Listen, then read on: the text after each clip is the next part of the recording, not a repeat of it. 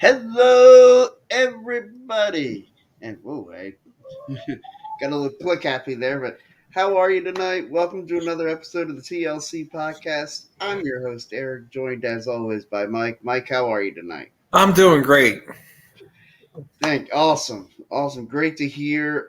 Back at our regular scheduled time and hopefully appearing on all stations as we're supposed to. And man, my background for this thing falling down. Everything's falling apart on me, but we are back and better than ever. There we go. And Yeah. we're at the right night, so that's always a good thing. Yeah. Everybody, everybody's feeling good, ready to go. I'll tell you what, man. The state of wrestling right now. We've got Blood and Guts in about a couple hours on Yeah. TBS. I completely forgot we're having that tonight. It's funny. I don't know that I put that in my description. That I all day I was thinking about what I wanted to put in the description, and the first thing I had in my mind was preview Blood and Guts, Right. and I don't know that I even now I don't even remember if I put that in. There you go. Yeah. Yes. So we'll get into that. Lots to go over. SummerSlam card starting to take a little shape. Right. Before we even get there, we have NXT Great American Bash. That we do. And that's going to be exciting. That's coming up in a little over a week. Yep. Now we have a brand new NXT North American Champion. Fantastic. Hard Times, ex-Con Don. That is amazing to have him as the NXT North American Champion. I love the call. I do too. It's a great swerve. Like in an era where I feel like we're going away from swerves, or except for a few, like obviously the Cody not winning the title at Mania, that was a swerve. Yeah. But I think that was just hitting the pause button on that. Like I still think that's coming. Yeah. Yeah, because they're doing a whole special on him on Peacock now. Yeah, to me, this just screams we're setting up for Cody to win the Rumble again, go back to back. We haven't had a back to back Rumble winner since Austin, right? I think so. Yeah, so that'll be great. I think Cody's destined to win the Rumble, go to Mania, challenge Roman Reigns for the championship, and I think get the dub. I think so. And man, Roman, it seems like he's lacked the field as we've now gone back to where his title reign began. Oh my God! Roman versus Jay. It's just like, how are we back to this point? And I wonder what the rules of engagement, which to me sounds like just a glorified face-to-face. They don't want to call it that because it seems like every storyline has their face-to-face moment. Or a contract signing. Right. So, yeah, I guess the rules of engagement will be a tribal court type deal, and we shall see. Every time they've done the tribal court, though, I will say it's been must-see TV. Right. Chaos is just going to happen. It's tribal court, so. Kind of like a contract signing.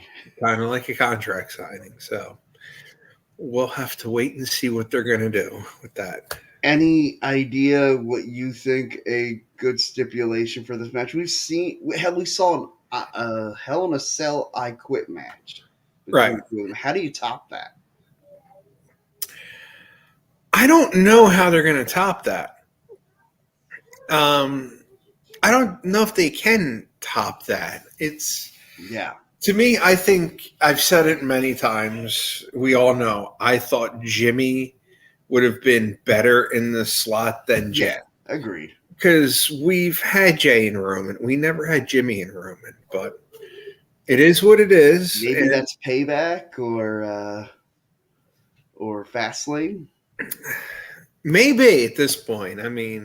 They're just going to try to just throw everybody at Roman until we run out of people, until it's Cody again. I think they might. I think they really might. It wouldn't surprise me if Edge gets another title shot. But I really believe that we are headed towards Roman and Solo at Royal Rumble. It wouldn't surprise me.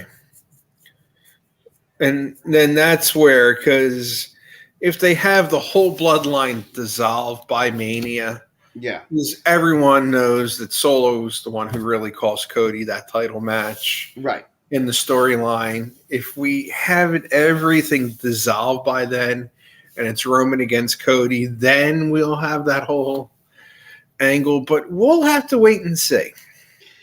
Yeah, and that's kind of the beauty in this art is we're stuck waiting to see what they're going to do next. And man, they really do have us all like I know I'm hooked in this storyline.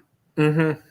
Like there's a lot of times where I'm watching a show and it's like that moment where you look at it and you're very conscious of this is a work. Yeah. Like there have been multiple times during this title reign from Roman Reigns that I have marked out. That it's like for a moment the disbelief it was subconscious. The disbelief was suspended. Yeah. And that to me is just the sign of the great art. And I don't think we're going to appreciate how great Roman Reigns has been in his time. Like I think it's going to be one of those things where like 5 years from now, we're going to be sitting here on our show talking about how great the title reign of Roman Reigns was. Some people will. Some people will. And I can tell there's some hesitation there in that. Yeah. I know like it's a heelish run because he is a heel. It is. And it's very old school heelish run. Which is not typically a WWE move. Right. They for years had the babyface on top. Yeah, for me it's just been it's a run, but to me it's cost a lot of guys this run. Mm-hmm. And to me it's been very very overplayed. And I'm to the point where when Roman's on TV, I don't care that much. I'm one of those fans who I really don't care that much anymore. Mm-hmm. Because it's so redundant, and I'm sick and tired of Michael Cole. He's been champion for 1,000 days. He's been champion for this. He's been champion for that. Right. He's been champion, but he really hasn't done much, like in the way of defending the title. Right. And it's been every title defense has been the same exact story. It's been Bloodline interferes, Roman wins. Bloodline interferes, Roman wins. It's what's going to happen before the match even hits. Yeah, I will say I'm curious now. This will be Roman's first actual title defense without the Usos in his corner. Mm-hmm. Now I know he still has Solo, and so he still has that, and of course Paul Heyman. Right. I wonder, without the Usos being in his corner, and obviously he's facing one, is there going to be something different? You have to do something different in this because, like we've seen Roman versus Jay, there has to be a special stipulation, and it has to be different than the Hell in a Cell I Quit match, which, again, I don't know how you top that. Like, I don't know, 3 stages of hell, like, suggested for Seth and Finn Balor. Looks like they're just going to go with the traditional match for them, along with Cody and Brock. The only reason I think that they really backed off the I Quit match, because it seemed to me like I really thought we were destined for that. Like, right. They wrote that into that story with Cody passing out, refusing to give up. Yeah. The only thing I can think of is that Brock Lesnar refused to say I quit in this. I think so. And I understand why he would. Right. I think he's missing the big picture in that what this would really do for Cody Rhodes if Cody were to be the one to make Brock Lesnar say I quit. Right, but Lesnar... What does it really do for Brock? Right. Lesnar, I don't think really cares what it's going to do for Cody, to be honest. Because he said on interviews, I don't like people that much. So, yeah. yeah. And look, I understand he doesn't like people, but he likes the business and like how much this will help the business. Right. But again, it's an ego thing. Yeah, and I do understand you're dealing with egos, and like, they're a real thing, and they're not necessarily a bad thing. Right. And I still think it's going to be a great match. Yeah. Maybe Cody even still wins by submission. Maybe. Like I could see him say, like, "Look, man, I'll submit, I'll tap out. Don't make me say I quit." Right. Like I could see him compromise there and say, "Look, you know what? I'll let him get me into a submission hold, maybe the figure 4, which I think would be awesome." Yeah, or they might do another stipulation. It wouldn't surprise me if they tried something else for those two for this third match. Yeah, maybe like a last man standing.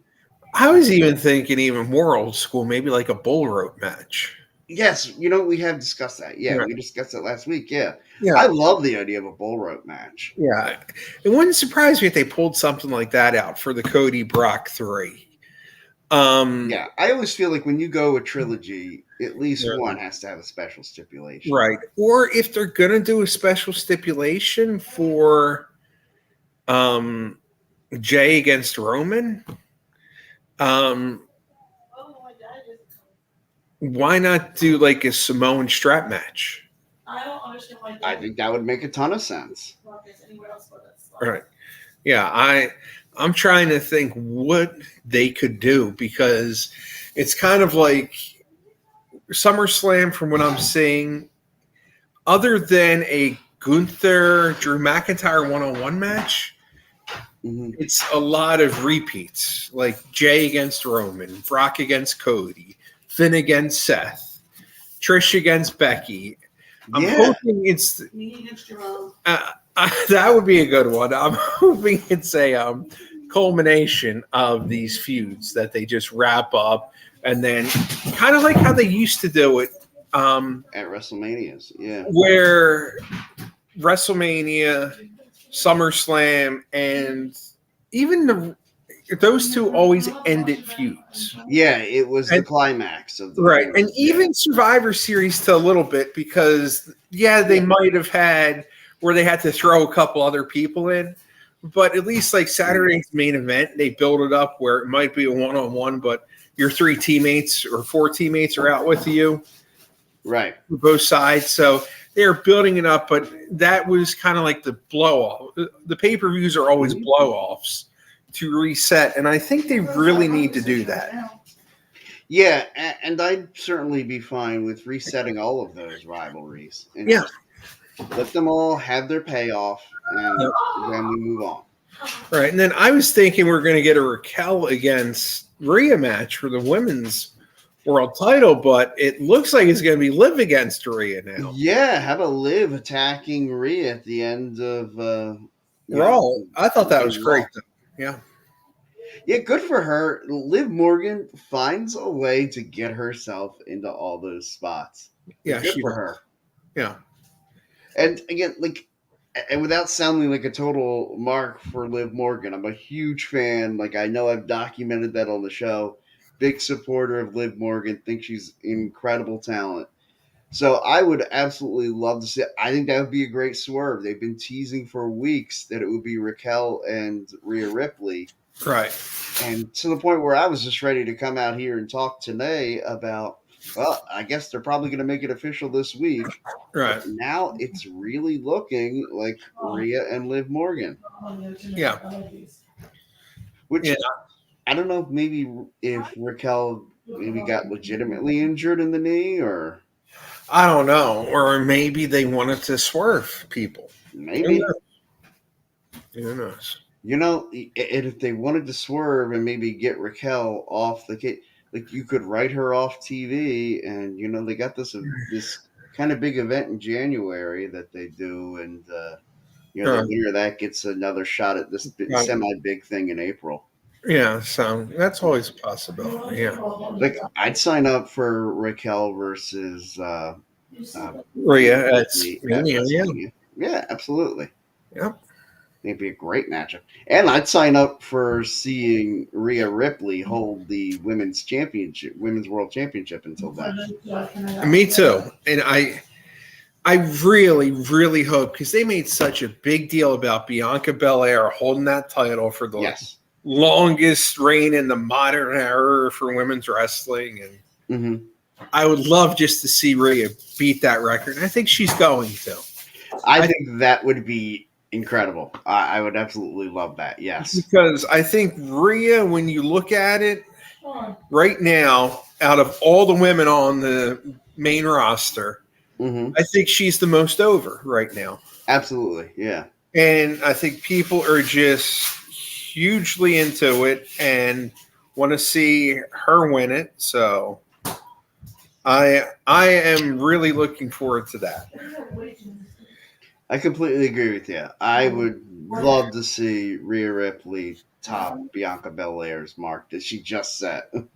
That would be awesome. And I think it's going to come.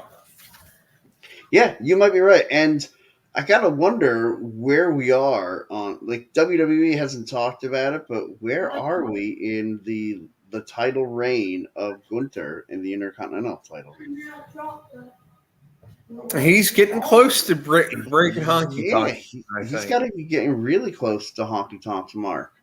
Let me take a look here, because I brought up the Death Before Dishonor card, because that's coming up in 2 days. Right. Yeah, in 2 days. Let me just see here.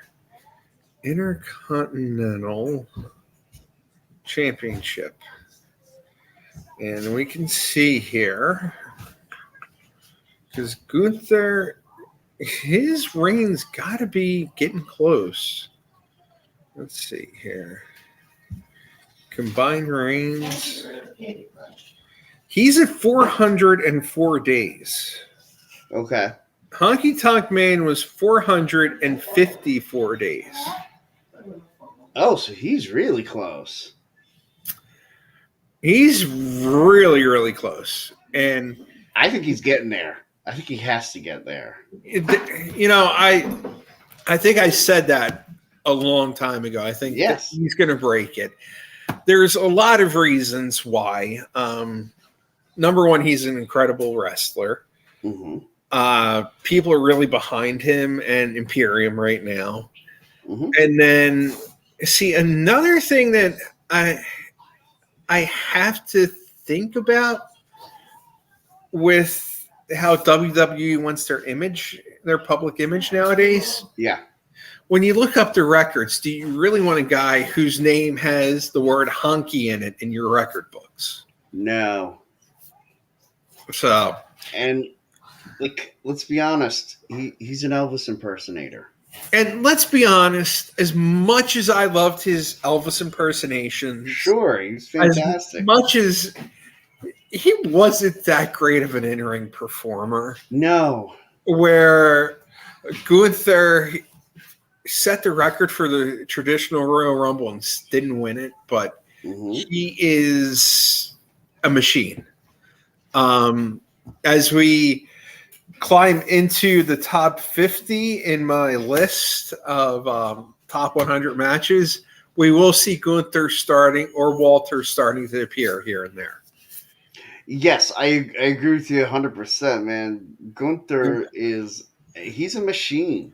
Yeah. He is a guy, I said earlier that, in 5 years, when we're sitting here talking about the state of pro wrestling, and we're going to talk about like the greatness of Roman Reigns' title reign, I think in 5 years, we're going to be talking about, hey, remember when Gunther's Intercontinental title reign started and what that led to? Because I got to believe he's setting the record, and he will eventually, like, I could see him be the guy that tops Cody. That takes down, like, after Cody wins the title at Mania. Yeah. And, somewhere down the road, we'd get Cody and Gunther maybe at next year's SummerSlam, and Gunther takes the championship then. Right. Or I wouldn't even mind seeing Gunther being the one to beat Roman. I wouldn't mind it at all. No. And in fact, that'd be a great swerve. It would be. It would be. To me, I will say I would be very, very sad about that because I feel like Cody deserves this moment. Yeah. And I really think the way they're hyping it up, the build, the chase. Yeah. It really, really is going to be his moment, I think, at next WrestleMania. Yeah. And I think they're giving that homage to Dusty and the chase. Yeah. To the old school fan. Yeah. Who remembers watching Dusty chase Ric Flair. Yeah. Yeah. People our age and older who can remember it. Yeah. We're becoming the old heads now. Mm-hmm. I heard your wife agree. We are the old heads. Yes. Yeah. I hear the peanut gallery in the back tonight. Yeah. Look, there's no denying it. We are the old, and this storyline is dedicated to us. Really, really, it is. It is. Okay, I heard you tease it. I heard you tease the list. How you doing, Sean? Good. Do you want to break in and we can start? We're in the top 50 now. We're in the top 50. All right. All right. I got the list right here. Yep, I'm bringing mine up. You can go ahead if you're ready. All right, number 50. I have Stone Cold Steve Austin against Shawn Michaels at WrestleMania 14. Very great match. I remember being so excited for that match. Yes, sitting there, the build up. It was our junior year in high school. Yeah, that year, that WrestleMania, and I remember getting my paycheck on Thursday or Friday, and just giving my dad the money, saying, "This is for WrestleMania," and he was just like, I knew it was coming. So, and it's just a great pay-per-view, one of my favorites. Absolutely. I completely agree with you. That was an incredible pay-per-view capped off by a great main event. Yep.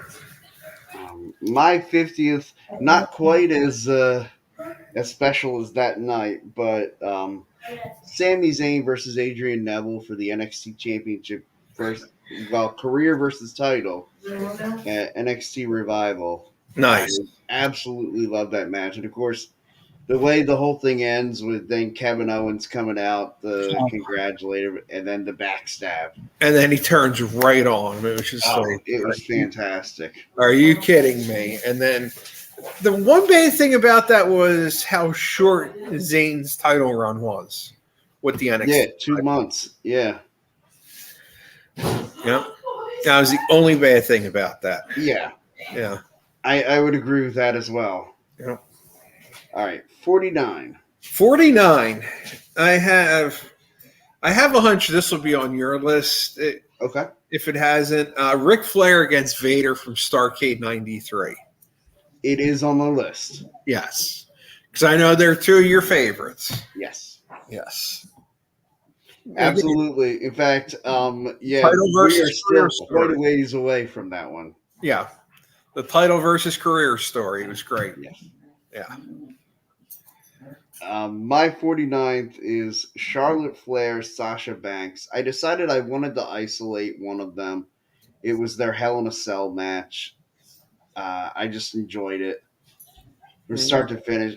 I think it was the first women's Hell in a Cell match. It was. It was. And I just thought both women deserved it. Both women knocked it out of the park. They did. All right, 48. 48. Now, this is going to be weird because this rivalry is highlighted twice in this 10. Okay. But completely different angles. And Hogan versus Piper. This one is Starrcade 96, number 40. Okay, yeah. Where it was the reversal from WWF, where Piper was the face, Hogan was the heel. and just what a great dynamic. Yeah, I really enjoyed that they played on it like in such a completely different way than WWE did. Yeah. Well, my 48th match is a 2 out of 3 falls match between two of my absolute favorites, which is why you'd probably be surprised that it's only at 48. But Ric Flair and Mick Foley at Vengeance 2006. Okay. The only reason it's probably not any higher is like I felt like Mick went out of his way to make it seem like it was going to be a dud. Right. And like some of his commentary leading up saying, "Oh, he's like, oh, we're gonna put out a stinker in this one."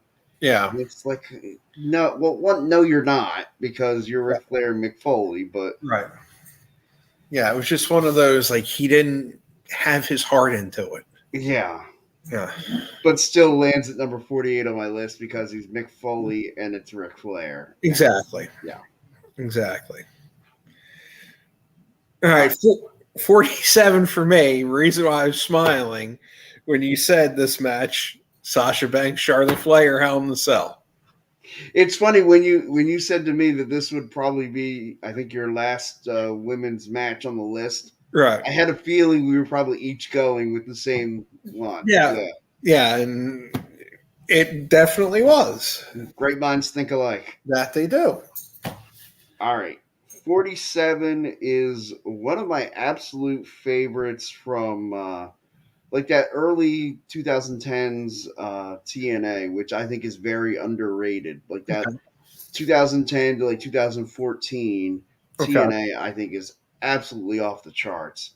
This is 2012 Destination X, Bobby Roode and Austin Aries.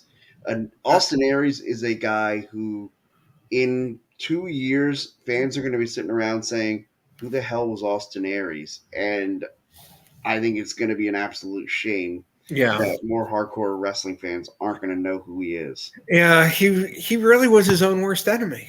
Yeah. Yeah. It's a shame. Because he really could have been a special talent, but he just thought he was too big for his britches. And that's exactly what it is. He thought he was too big for his britches. And WWE will always humble you if you have that opinion of yourself. Yep.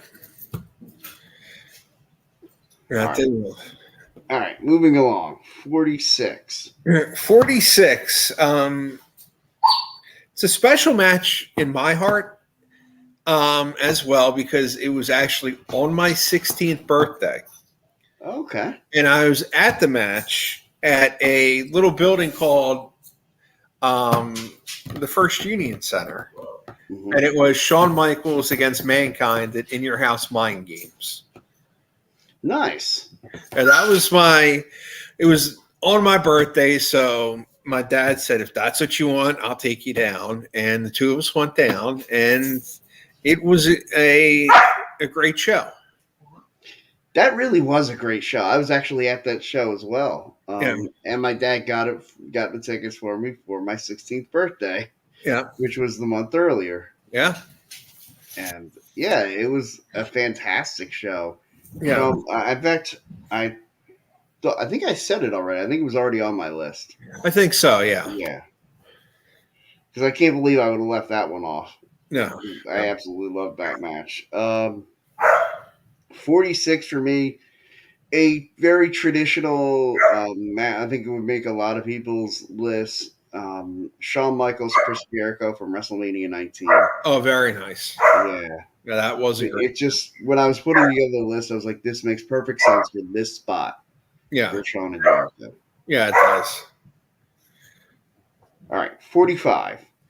45. I have the triple threat from WrestleMania 2000 for both the Intercontinental and the European title. Nice. Yes. Benoit, Angle, and Jericho. Yes, I absolutely love that match. I can't remember if I listed that on my best of not on the list. Right. But I forget, yeah. But yeah, that's been so long now. Yeah. But yeah, that definitely deserves to be on that. It deserves a spot on the list. Yeah. Okay, my 45th match is a match when I first really got into New Japan Pro Wrestling. I decided to go get on YouTube and go down the old wormhole. Right. And I found an absolute barn burner from October of 2019. Well, okay, I shouldn't say it was when I first got into New Japan, but like later on when I was going through. So it's from October 14th, 2019, Minoru Suzuki versus Jushin Thunder Liger. Oh, nice. It was like I watch this and I'm just like, this is phenomenal. Yes. Like, and I was such a big Jushin Thunder Liger fan, and I've always been a big Minoru Suzuki fan. Oh, he's a scary dude with that And, head. and mainly because I always want to say nice things about him on the off chance that someday I might meet him Right. and he knows some of the things I say about him. So I always try to keep every word I say about him very kind Yes. because he scares me. Yeah, he does. He's one of those people who's just fantastic. And look, I'm a full grown 42-year-old adult male, Right. and I don't like to admit that a lot of people scare me or intimidate me. He does both. That he does. All right, 44. 44. I'm going back in the time vault. Starcade 86. Really the banner event for Jim Crockett Promotions. And to me, one of the great matches on that card was the Rock and Roll Express against the Andersons. Yeah, I would argue that Starcade 86 was the absolute best of Crockett Promotions. Yeah. Yeah, that card, and we could get on this topic another time, but that's where they really made their downfall the next Starcade, moving it away from Greensboro and Atlanta to Chicago. I agree with that. You were a Southern wrestling company. Yeah. Stick to your roots. You weren't ready to go completely national. I know, like, Crockett always wanted to be seen as that guy holding out and fighting Vince McMahon. Right. And that was a fight that I think only Crockett knew he was fighting. I'm not sure Vince ever even knew he was in that fight. No, that's what Jim Cornette, because on YouTube, I'll go back and watch the Best of the Territories, or Back to the Territories. Yeah. And I literally just watched the Mid-Atlantic one with Cornette and J.J. Dillon.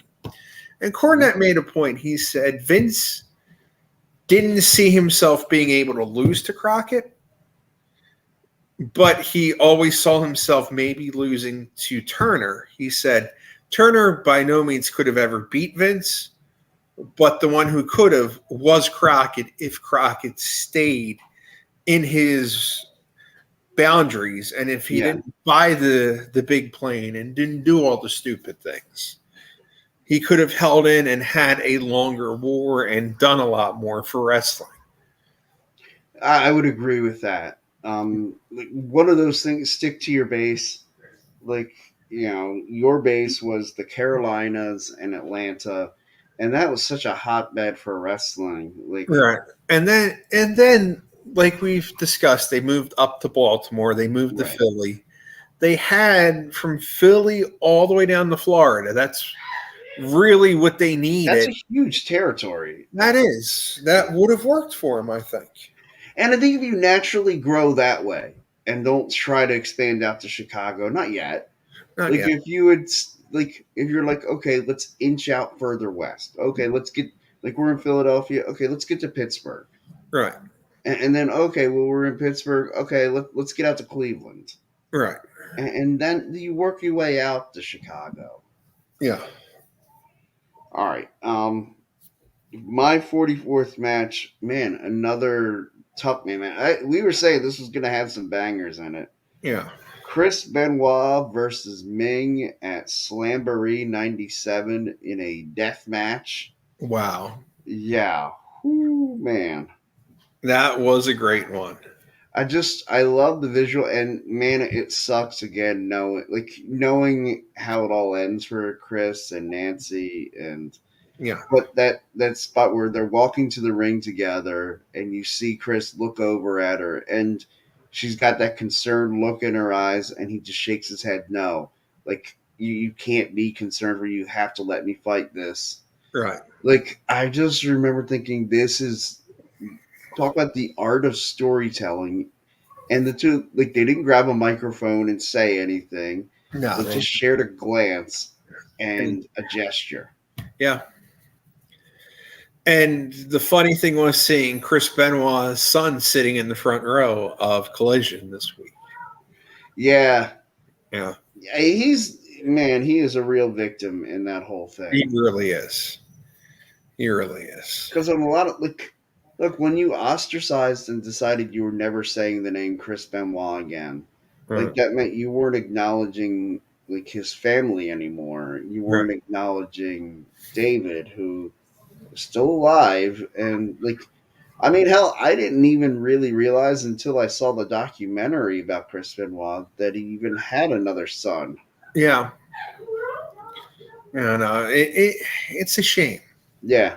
It's a shame. And I know David was thinking about becoming a pro wrestler at some point. Yeah, he trained and was working towards it. Even entertained the idea of taking the moniker Chris Benoit Jr. Yeah. Which it would have been shat on. Yeah. But so in that sense, I'm glad he didn't do that. Exactly. But I can understand him wanting to pay respects to his dad. And it's a tough spot to be in. Yeah. Yeah. Because it's like you always say, like, you aren't your worst moment.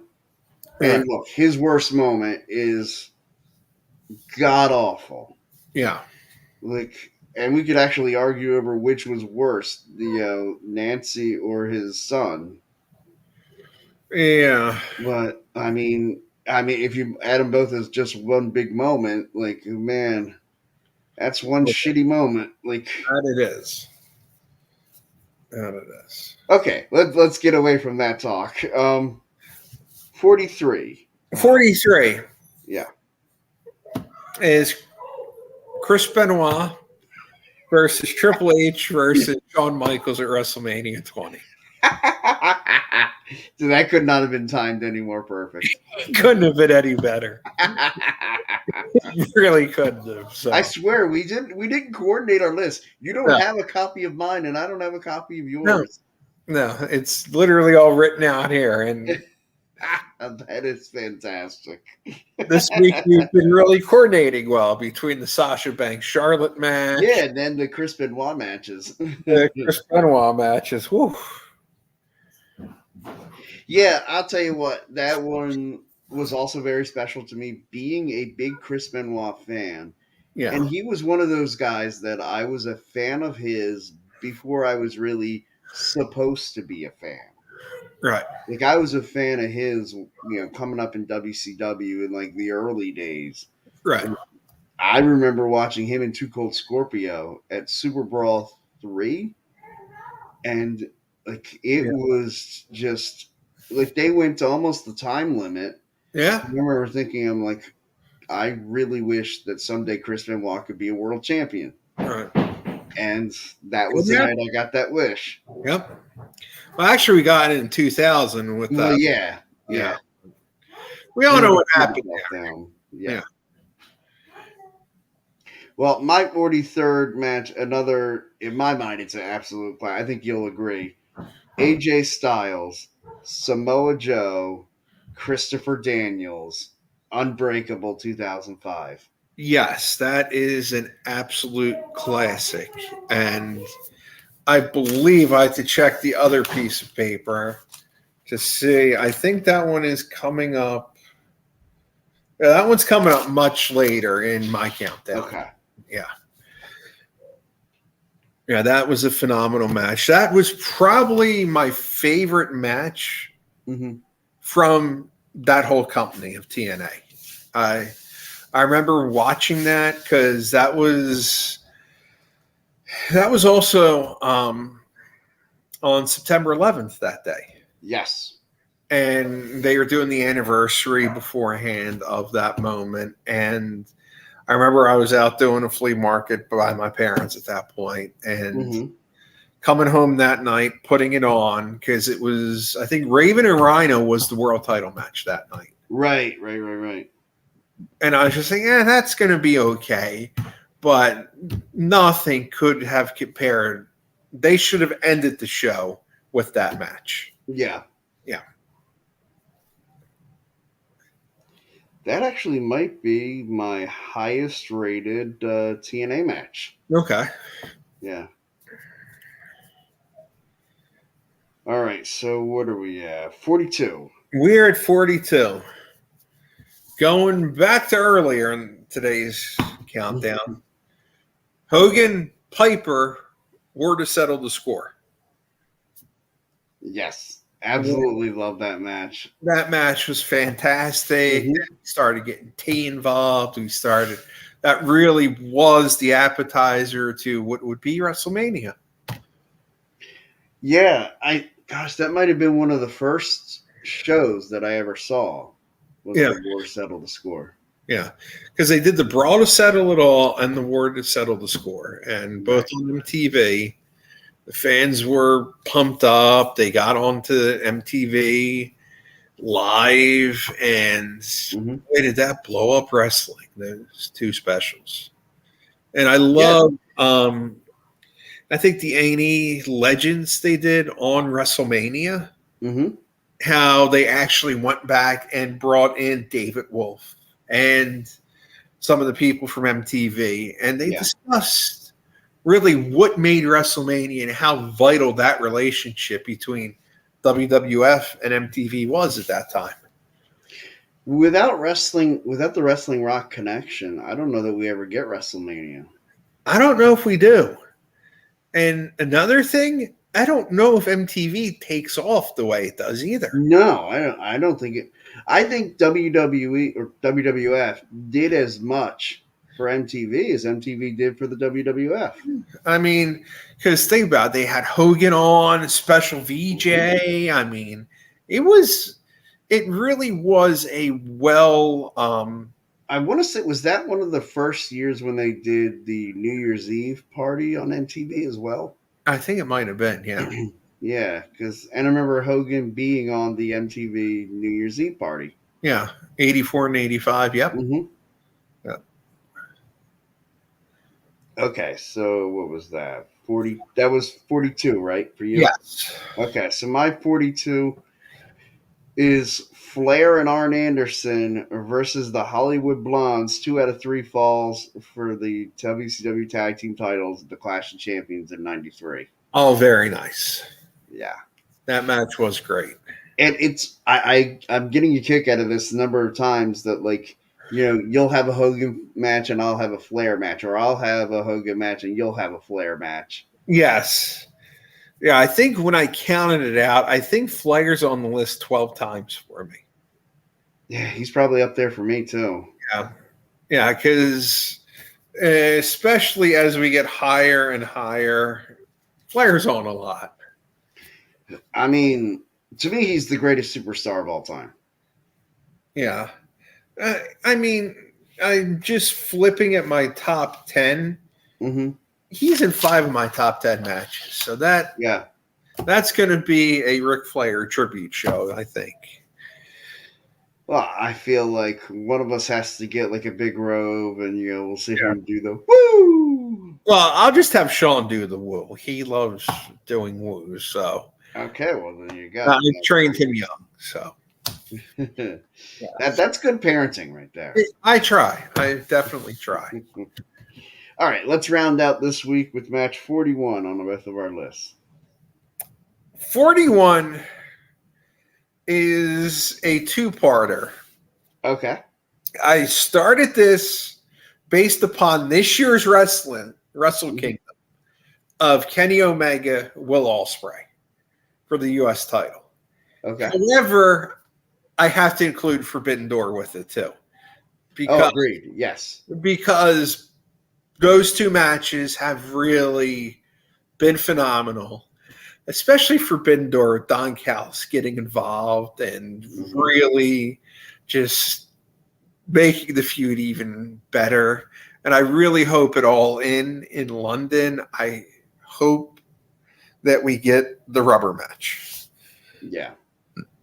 Yeah, you got to have the rubber match. That should definitely be it all in. Yeah. Yeah. And this way it will be in Will's backyard. Yeah. He will have the hometown behind him, and Kenny can play the role of heel a little bit in that match. I want to see it there. Let's hope it happens. I'll tell you what, we will have to make plans to get together for All In. We can. All right. We can. I will invite myself over, and it'll be... just come over. Yeah. All right. My 41st match is... I feel like as we get... I almost don't have to say that this is one of my absolute favorites because, obviously, it's on my list. Right. But Triple H, Shawn Michaels, 3 Stages of Hell from Armageddon 2002. Very nice. That match was just, it was an emotional roller coaster. I remember going into that show and fully anticipating, knowing, look, obviously Shawn's dropping the title. Like, this was a one-off, him winning the title at Survivor Series. Yep. And I just, I knew that, okay, now he's dropping the title here. And the 3 Stages of Hell match, I thought, okay, well, that'll be a cool way to send it off. But, yeah, you're going to have to do something special to trump that, the one between Triple H and Stone Cold. Yeah. And, yeah, they pulled out something special. Those 2 guys, every time they got together, it was magic. Yeah. Either as opponents or as teammates. Yes. Yeah. I don't know if there's a match that Shawn Michaels and Triple H, if they were involved in the match together, either as opponents or as partners. What was it? I don't know if there's a match that was bad, among them. I don't think so. I remember they put them in a Tribute to the Troops match. And you think, okay, this is a throwaway segment in front of guys who may not be the most avid wrestling fans. They're soldiers who just want to show up and be entertained. Right. It will be perfectly entertained with, a 2-star match. They put out there a freaking 5-star gem that was fantastic. And I'm like, are you 2 even capable of putting on a mediocre match? I don't know. Together, it's tough when you have those great elements. Yep. So I look forward to this. I'm telling you, this is where we're getting to the crust of this list. I feel like the first half, when we go back from 100 to 50, there was a lot of showing off our wrestling knowledge and oh yeah, I remember this match and this match. This is when it's every match that we come up with on the rest of the way. Right. It's going to be an absolute barn burner. Yeah. Yeah. I'm looking just at next week's 10 and it builds from this 10. Mm-hmm. And then, I'm seeing a lot. And the thing I'm noticing, I'm seeing a lot of repeat. Repeat wrestlers. I don't know if I've mentioned him much yet, but the middle-aged and crazy Funker will be coming on the list quite a few times. I was such a big fan of Terry Funk. I got to meet him at the first at Barely Legal. Yeah. I went to that show, and he was just the nicest guy. Yeah.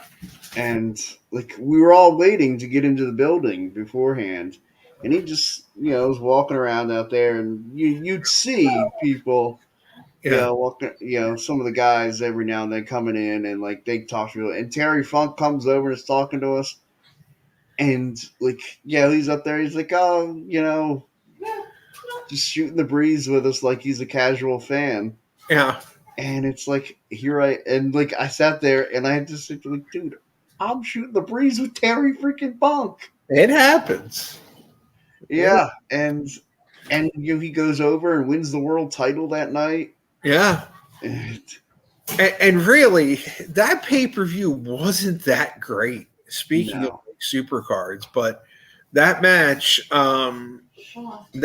really saved that pay-per-view and winning the title. The three-way dance and then the subsequent match with Raven. Yeah, it really, really threw him, showing that even at that age, he could still carry a company. Yeah. And then he comes to WWF the next year as Chainsaw Charlie. I'm just like, oh, what the heck? Which apparently was his idea. I think, it was his idea. Because I'll never forget, I'm watching Raw and it's Chainsaw Charlie comes out. And, my dad wasn't a huge wrestling fan at this point. He walks in and he goes, what is this? This guy at the chainsaw. And I looked, he goes, why does he have a stocking cap on his head? I said, can you see who it is? And he looked closer. He goes, no. I said, yeah, Dad. And he goes, oh my. I said, yep, Terry Funk there. Yeah. And the whole Chainsaw Charlie gimmick, it lasted for a good, 2-3 weeks before everyone just started saying, look, you're Terry Funk. Stop trying to say you're Chainsaw Charlie. Yeah, but then, because I think he was in the Rumble 98. Yes. That's that. And then the dumpster match at WrestleMania 14. Right. So they continued to play it out for a little bit. But boy, in that beginning of the Royal Rumble in 98, knowing what we know now about concussions, those unprotected chair shots to the head. Woo. Oof, boy.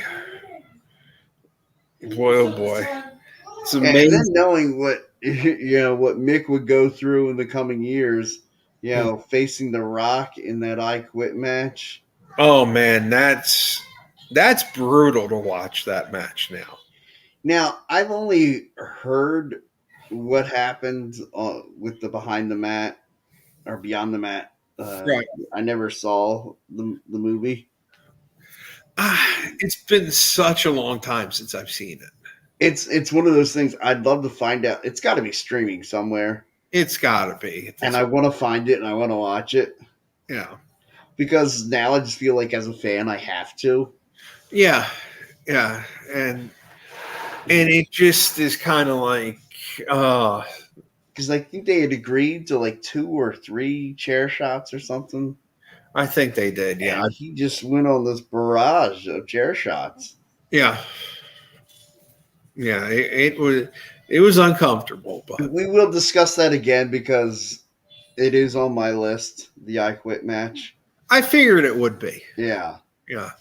Yeah, there was that one point, and I don't know that I've ever said this on air, but I know I've said this to other people, but there was the portion of that match where when Mankind's handcuffed and he's taking the chair shots, and when the referee puts the microphone to Mick for him to say, to answer, and when he says, you'll have to kill me, I remember thinking, okay, I know this is a work, but he might really mean that. Yeah.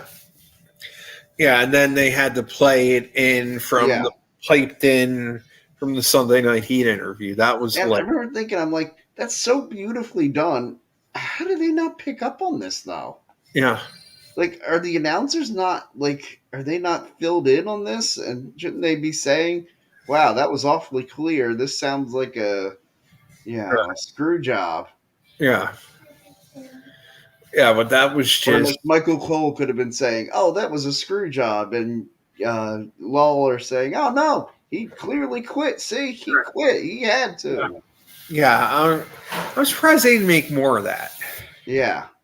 But I think they were... I mean, that feud lasted, that Survivor Series, 98 lasted, and then everyone kind of knew where they were going and how they wanted to put the belt back on Austin.